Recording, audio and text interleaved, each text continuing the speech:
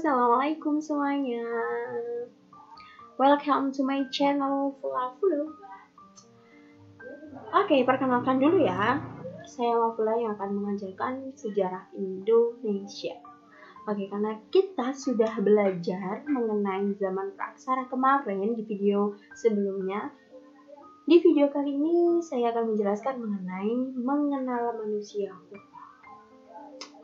Kalian siapkan buku catatan kalian tulis apa saja yang paling penting untuk kalian belajar di rumah. Oke? Yang pertama, jangan lupa subscribe di bawah video ini, dan like, comment, dan share. Kalau misalnya kalian mau apa saja yang ditanyakan mengenai pembelajaran hari ini, bisa ditanyakan di kolom komentar. Oke, langsung aja di pembahasan pertama kita mengenai mengenal manusia purba. Yang pertama adalah Sangiran. Sangiran merupakan situs manusia purba yang ditetapkan oleh UNESCO sebagai warisan dunia. UNESCO singkatan dari United National Educational, Scientific, and Cultural Organization pada tanggal 6 Desember 1996. Nah, situs ini berada di Provinsi Jawa Tengah, berada di 2 kabupaten. Yang pertama, Sragen dan Karanganyar. Nah, situs Sangiran pertama kali ditemukan oleh P.E.C. Camoing pada tahun 1864. Nah, fosil yang ditemukan bisa dilihat di samping. Itu ada situs fosil vertebrata dari Kalimantan, yaitu penemuan tengkorak dari Sangiran. Bisa kalian lihat di atas ya, itu adalah contoh dari tengkorak. Kalau kalian mau ke situs Sangiran atau ke Museum Sangiran, kalian akan menjumpai tengkorak-tengkorak pada zaman manusia purba. Next. Yang kedua adalah Trinil. Trinil merupakan situs paleontropologi di Indonesia yang sedikit lebih kecil dari situs Sangiran. Jadi, situs Sangiran tuh besar ya daripada Museum Trinil. Nah, situs ini terletak di Desa Kawu, Kecamatan Kadunggalar, Kabupaten Ngawi, Jawa Timur. Situs Trinil merupakan kawasan di Lembah Bengawan Solo yang menjadi hunian kehidupan purba, tepatnya pada zaman Pleistosen Tengah, sekitar 1 juta tahun yang lalu. Jadi Trinil ini sebagai warisan atau museum Trinil yang dibudidayakan untuk mengetahui manusia purba pada zaman dulu. Oke, pada zaman Pleistosen Tengah, sekitar 1 juta tahun yang lalu. Bisa dilihat di gambar, itu adalah penemuan dari situs Trinil. Oke, sampai sini ada yang ditanyakan? Kalau misalnya kalian mau ditanyakan, silahkan tanyakan di bawah komentar ya. Yang selanjutnya adalah jenis-jenis manusia purba. Manusia purba bisa dilihat di contoh. Bentuknya tuh seperti itu ya, bisa dilihat. Yang pertama adalah Meganthropus paleojavanicus atau manusia raksasa dari Jawa. Kenapa dinamakan manusia raksasa? Karena manusia ini manusia purba terbesar dan pertama kali ditemukan. Pertama kali ditemukan di mana? Yaitu di Sangiran tahun 1936 dan 1941. Ciri-cirinya adalah memiliki tulang rahang yang kuat, memiliki hidung besar, berbadan besar dan tegap, memakan tumbuhan dan daging hewan, kuning menonjol, dan masa hidupnya pada zaman Pleistosen awal. Nah, seperti contoh di atas ya, karena ini merupakan jenis manusia purba Meganthropus paleojavanicus. Ada yang merasa mirip? Ada yang merasa mirip? Kalau ada merasa mirip, silahkan tulis di kolom komentar ya. Nanti akan saya kasih. Oke? Yang selanjutnya, Pithecanthropus Nah, Pithecanthropus ini merupakan manusia purba yang pertama kali ditemukan oleh Eugene Dubois pada zaman Paleolitikum berupa rahang, gigi, dan beberapa tulang tengkorak. Nah, Pithecanthropus ini terbagi menjadi beberapa. Yang pertama, Pithecanthropus erectus, manusia kera yang berjalan tegak. Ditemukan pada tahun 1891, terdiri dari tengkorak atas, tulang paha yang ditemukan di Trinil. Jadi kalau kalian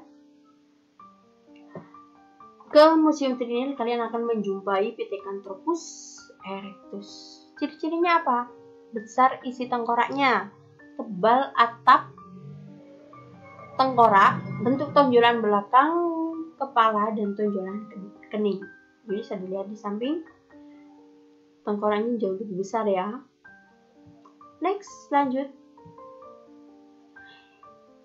Pithecanthropus soloensis, manusia kera yang berasal dari Solo. Karena dinamakan Pithecanthropus soloensis, jadi berasal dari Solo. Ditemukan pada tahun 1931 sampai 1934 di daerah Ngandong di lembah Sungai Bengawan Solo. Jadi kalau kalian mau ke Sungai Bengawan Solo atau ke Solo, jangan lupa mampir ke Trinil, karena di situ di museum itu kalian akan menjumpai Pithecanthropus erectus dan Pithecanthropus soloensis. Ciri-cirinya apa? Yang pertama adalah kapasitas otaknya berkisar antara 750 sampai 1350 cm. Yang kedua, tinggi tubuh mencapai 165 sampai 180 cm. Memakan tumbuhan dan berburu karena hidupnya pada zaman manusia purba, jadi kehidupannya adalah berburu. Memiliki gigi geraham yang besar dan rahang yang kuat. Hidung yang lebar, bisa dilihat di foto ya, hidungnya lebar banget. Jadi kalau kalian memiliki hidung yang lebar, kalian adalah titisan dari Pithecanthropus soloensis. Yang ke-7, tidak memiliki dagu. Maksudnya apa tidak memiliki dagu? Dagunya itu terlihat kotak ya, jadi tidak terlihat. Biasanya kan kalau Pithecanthropus kan agak lonjong, jadi ini tidak terlihat dagunya. Tonjolan di bagian kening kepala tebal dan melintang. Di bagian tengkuk memiliki otot yang masih cukup lebar. Ini contohnya, bisa dilihat. Kalau kalian mirip, ya kalian berasal dari nenek moyang Pithecanthropus soloensis. Kalau ya, bercanda. Yang ketiga, yaitu Pithecanthropus mojokertensis. Kenapa disebut Pithecanthropus mojokertensis? Karena ditemukan di Mojokerto, di daerah Perning, tahun 1936 sampai 1941. Ciri-cirinya apa sih?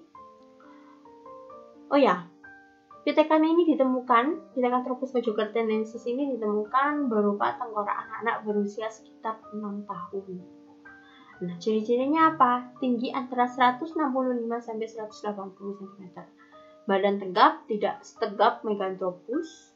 Otot punya tidak sekuat Meganthropus. Hidung lebar. Umurnya diperkirakan 30.000 sampai 2 juta tahun yang lalu. Nah, ini bentuknya seperti ini ya. Dagunya agak menonjol ke depan. Nah, kalau misalnya kalian menjumpai atau kalian agak-agak mirip sama Pithecanthropus mojokertensis, berarti kalian memang berasal dari nenek moyang kalian, karena ini adalah nenek moyang kalian. Kalau kalian mempercayai ya, tidak lagi kalau kalian tidak mempercayai. Kalau saya sih berasal dari Nabi Adam ya. Ini sekedar pengetahuan aja mengenai sejarah Indonesia, sejarah dari manusia purba pada zaman dahulu itu seperti apa gitu loh ya, menurut teori Darwin. Oke, kita lanjut ke pembahasan berikutnya. Jenis Homo. Ini bukan Homo yang kalian tahu loh ya, ini beda. Ini Homo manusia purba ya. Homo erectus. Yang pertama adalah Homo erectus, artinya manusia jujur. Jadi kalau kalian namanya Homo erectus, jadi kalian adalah manusia yang jujur. Ada yang bercanda ya. Homo erectus merupakan spesies manusia purba yang telah punah dari Pleistosen, muncul sekitar 2 juta tahun yang lalu dan merupakan salah satu anggota jenis Homo yang pertama yang dapat dikenali. Homo erectus adalah leluhur manusia pertama yang menyebar ke seluruh dunia. Memiliki distribusi di Eurasia dan membentang dari semenanjung Iberia di Jawa. Pertama kali ditemukan di Asia. Nah, Homo erectus ini pertama kali ditemukan di Asia tahun 2 juta tahun ini. Jadi sudah lama banget ya. Ciri-cirinya adalah tulang kening menonjol, orbit mata persegi, pipi lebar menonjol, mulut menjorok ke depan, bisa dilihat di samping saya ya, atau di atas saya. Kan mulutnya agak menonjol ke depan. Tengkorak pendek memanjang. Itu adalah ciri-ciri dari Homo erectus. Oke, next. Berikutnya Homo sapiens. Jenis manusia purba yang paling modern di antara beberapa jenis fosil yang ditemukan di Indonesia. Homo sapiens juga memiliki ciri khas pada bentuk tubuh yang sama seperti manusia. Nah, jadi Homo sapiens ini sudah seperti bentuk tubuhnya itu sudah seperti manusia pada zaman sekarang.